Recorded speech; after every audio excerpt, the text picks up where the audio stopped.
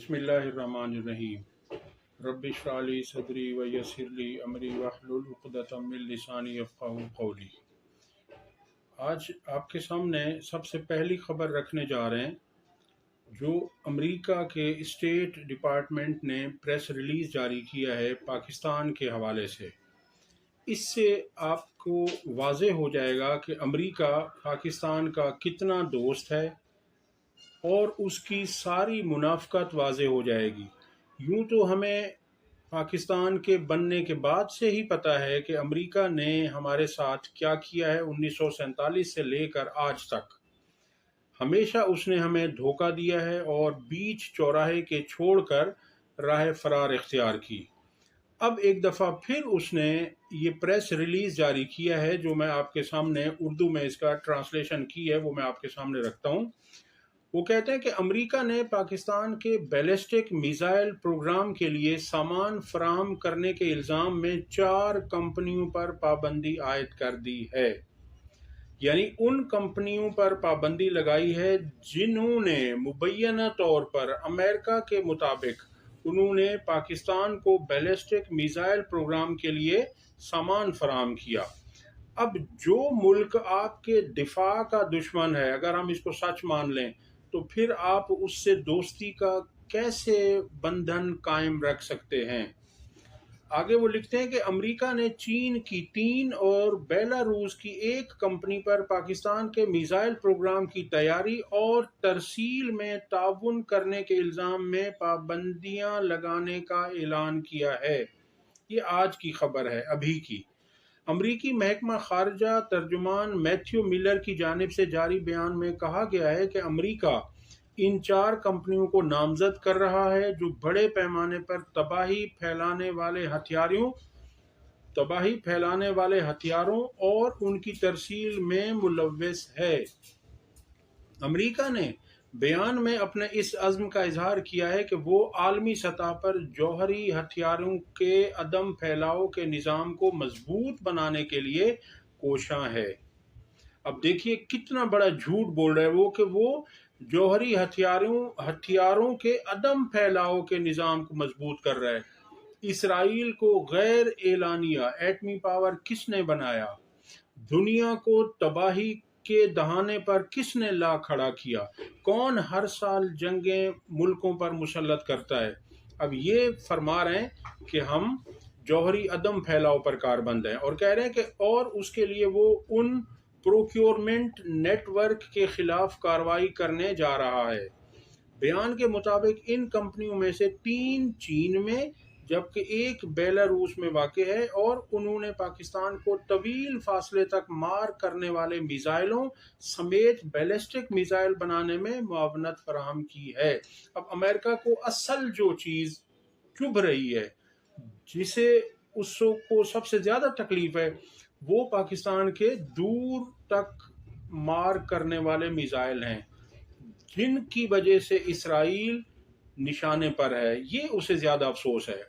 बयान के मुताबिक इन कंपनियों में मनसक vehicle tractor plant, Shan long technology development company limited, Tianjin creative international trade company limited, ग्रैंडपेक्ट कंपनी लिमिटेड शामिल हैं। ये 4 कंपनियां हैं जो ऐसी सरगर्मियों और लेन देन में मुलव्वस रही हैं। बयान के मुताबिक इन कंपनियों ने बड़े पैमाने पर तबाही फैलाने वाले हथियारों के फैलाव और उनकी तरसील के लिए पाकिस्तान को मवाद फराहम करने में ताउन किया है, जिससे पाकिस्तान को जौहरी हथियारों की तैयारी, वसूल और नकलो हमल की कोशिशों में मदद मिली है। अमरीकी बयान के मुताबिक इन कंपनियों ने पाकिस्तान के तवील फासले तक मार करने वाले मिसाइल प्रोग्राम समेत उसके बैलिस्टिक मिसाइल की तैयारी में मददगार अशिया फराहम की हैं।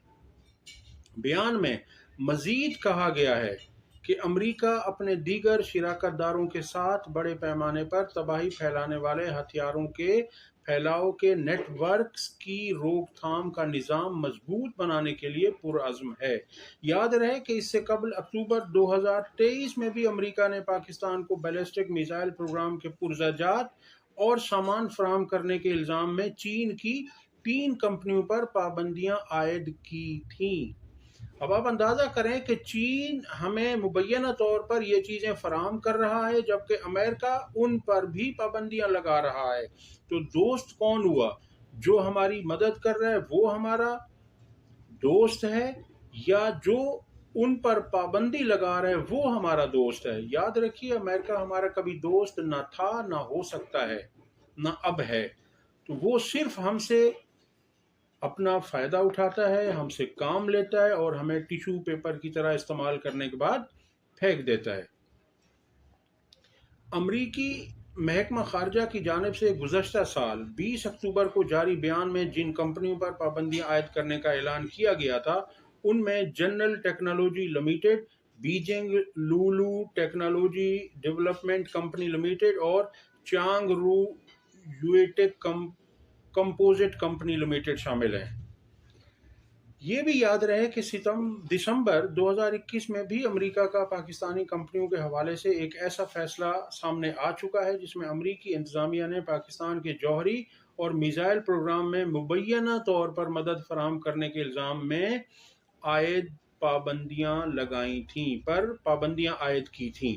دوسری جانب پاکستان ماضی میں ایسے الزامات پر یہ دعویٰ کرتا رہا ہے کہ اس نے زمین سے زمین پر مار کرنے والے یہ بیلسٹک میزائل مقامی طور پر اپنی صلاحیت اور مہارت سے تیار کیے ہیں، جن میں غوری اور شاہین میزائل شامل ہیں۔ یہ تو ہے جی یہ امریکہ کا پریس ریلیز، اور اس میں وہ چاہتے یہ ہیں کہ پاکستان کو مجبور کیا جائے، پاکستان کو ہاتھ باندھ کر انڈیا کے سامنے کھڑا کر دیا جائے۔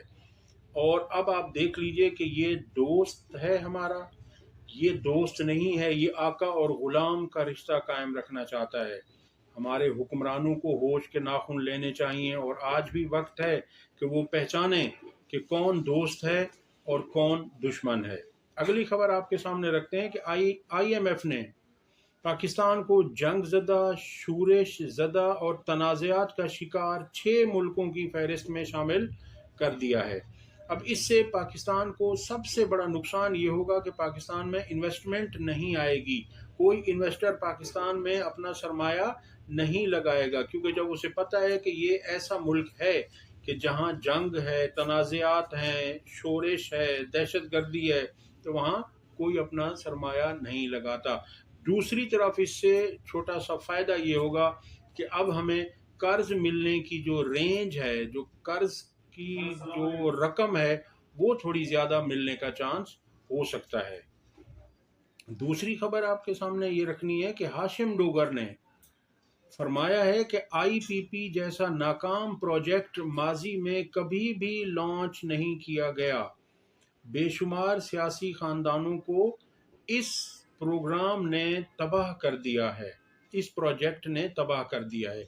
یہ ہاشم ڈوگر صاحب وہ ہیں جنہیں تحریک انصاف کی حکومت نے عزت دی اور انہیں پنجاب کا صوبائی وزیر داخلہ بنایا، مگر ان پر جب تھوڑی سی سختی آئی تو یہ فوراً سے پہلے پارٹی چھوڑ کر چلے گئے۔ اگلی خبر ہے کہ اسد طور نے کہا ہے کہ عمران خان نے این آر او لینے اور معافی مانگنے سے انکار کر دیا ہے۔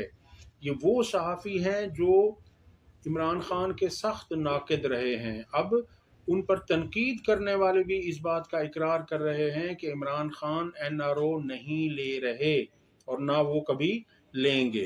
اگلی خبر ہے کہ شبر زیدی نے بیان دیا ہے اور اس میں انہوں نے کہا ہے کہ یہ آپ کے ذہن میں ہوگا، میں آپ کی اطلاع کے لیے عرض کر دوں کہ یہ ایف بی آر کے چیئرمین تھے پی ٹی آئی کے دور حکومت میں۔ وہ کہتے ہیں کہ میں نے عمران خان اور قمر جاوید باجوہ کو کہا کہ یہ ہمارے اپنے ادارے ایف بی آر میں بہت سے لوگ کرپشن میں ملوث ہیں، تو عمران خان نے فوراً مجھے کہا کہ ان کو نکال دو جو کرپشن میں ملوث ہیں، لیکن باجوہ نے مجھے ہی نکال دیا۔ اب آپ اس سے اندازہ کریں کہ جنرل ریٹائرڈ باجوہ صاحب ملک میں کن لوگوں کی حوصلہ افزائی کرتے تھے اور کن کی پشت پناہی کرتے تھے، مبینہ طور پر شبر زیدی کے اس بیان کے مطابق۔ اب تک کے لیے اتنا ہی، اگلی ویڈیو تک اللہ حافظ۔